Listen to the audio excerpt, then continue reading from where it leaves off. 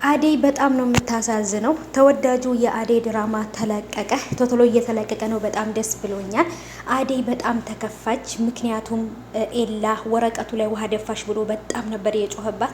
እኔ ከእናቴ ውጭ ማንም ቤተሰብም ዘመድም የሚረዳኝ የለም ብላ ፌስታሏን ይዛ ወጥታለች። እናቷ ጋር ሳትደርስ አባቷ እጅ ትገባለች ብዬ በጣም ፈርቻለሁ።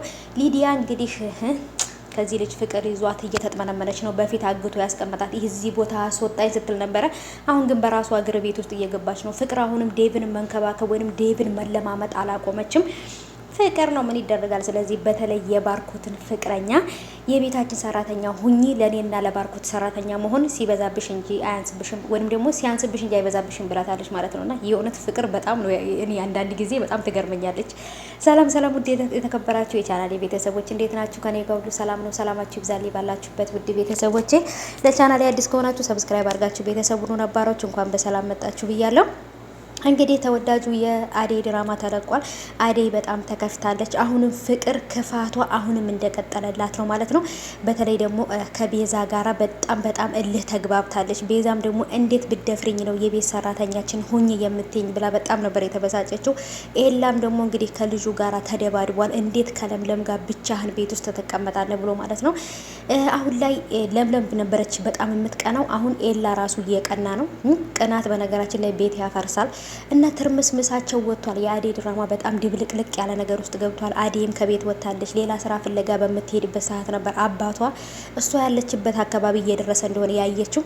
እየሮጠች ወደነ ኬንጎ ጋር ነበር ሄደችው እና እነሱም ጋር ደግሞ ማረፍ አልቻሉ። ምክንያቱም እዛ ቤት ስትገባ ካዩት አባትዮ ሊይዛ ስለሚችል ማለት ነው። እና ከባድ ነው። አሁን ላይ አደይ ያለችበት ሁኔታ በጣም ከባድ ነው። ከቤት ውስጥ በፍቅርና በእነዚህ ልጆች የተነሳ ከቤት ወጣች።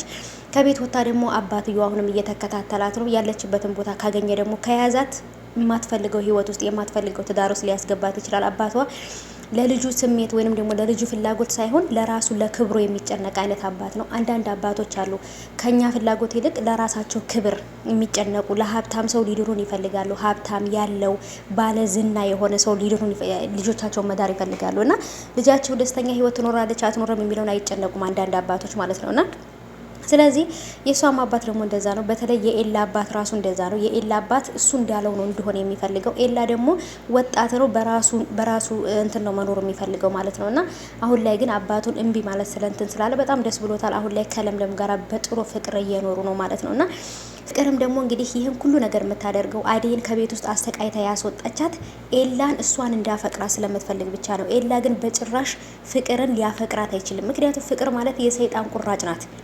ፍቅር በጭራሽ ፍቅር የሚገባት አይደለችም። የሰው ፍቅር የማይገባት የሰው ክብር የማይገባት ልጅ ናትና አደይ እውነት ለመናገር ምን ማድረግ እንዳለባት ግራ ተጋብታለች። ዴቭ እዚህ ጋር ለአደይ ይጨቃጨቃል። በነገራችን ላይ የዴቭ እህት ራሱ ማለት ነው በቃ ለአደይ እንትን እያለች ነው። ምክንያቱም አደይ እውነት አላት። አደይ ለሷ ብላ እስከ መታገት ሁሉ ስለደረሰች አሁን ላይ ለአደይ ትንሽም ቢሆን አመለካከት አላት። ግን የቤት ሰራተኛ ናት አትመጥንህም እያለችው ነው ማለት ነው። ይሄ ነገር ደግሞ ትክክል ነው አይደለም እንግዲህ አላቅም። ምክንያቱም የቤት ሰራተኛ የሆነ ሁሉ ክብር አይገባውም፣ ትዳር ማፍቀር መፈቀር አይገባውም ብላችሁ ነው የምታስቡት? አላቅም ብቻ ኤላ እንግዲህ አሁን ላይ ቅናት ጀምሯል። በተለይ ለምለም ከምትቀናው በላይ ለምለም በጣም ቀናተኛ ናት። ግን ደግሞ ከሷ በላይ በጣም እየቀና በጣም ጭቅጭቅ እያመጣ ያለው ኤላ ነው። እና ቤተሰቦቼ አደይ በጣም ነው ያሳዘነችኝ። ወረቀት ላይ ውሃ ደፋሽ ብሎ ኤላ በጣም ጮሆባት ነበር። እንግዲህ ከዛ እሱ ምንም በቃ ከተናገራት በኋላ ደነገጠ። እሷን ፌስታሏን ይዛ የምትረዳኝ የምታስብልኝ የምትጨነቅልኝ ዘመዴ እናቴ ብቻ ናት፣ ከዚህ በኋላ ወዴትም መሄድ አልፈልግም፣ ወደ እናቴ ሄዳለሁ ብላ ሄዳለች ማለት ነው። በጣም ነው ያሳዘነችኝ።